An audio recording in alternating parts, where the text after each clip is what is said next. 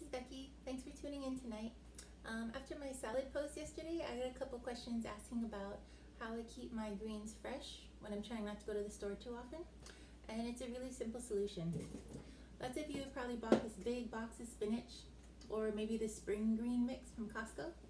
And as you can see, the bottom layers are still looking pretty good. This is about 2 weeks through. Nothing has turned black or slimy, like you all know what I'm talking about. You leave the box in the fridge for too long, and even though you've been eating it, that bottom layer starts to get really slimy to that point you're like, is this edible? Is this not? Should I find out? And I know we're trying to all be really cautious right now, so the easiest way I keep it fresh is super simple. All I do is I flip it over before I put it in the fridge. That way, every time you take it out to open it, you're taking the leaves that have been kind of on the bottom of the pile for the longest, so that nothing is kind of sitting in any condensation or any moisture as much as the layer that's up here. And then by the time you get to that bottom layer, it's pretty much as fresh as it can be.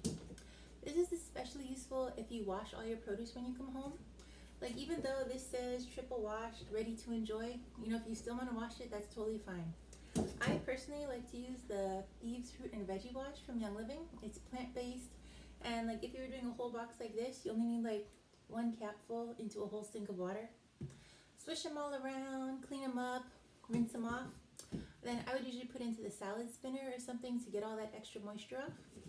You can put it right back into the box it came from, put a paper towel maybe even, flip it over, and then as you keep using it, just keep taking that layer right here, flip it back over when you put it in the fridge, and it's going to keep everything as fresh as it can be. So I hope you guys enjoy this, found it helpful, and send me your salad recipes because I'm running out of inspiration here. Alright, stay safe guys.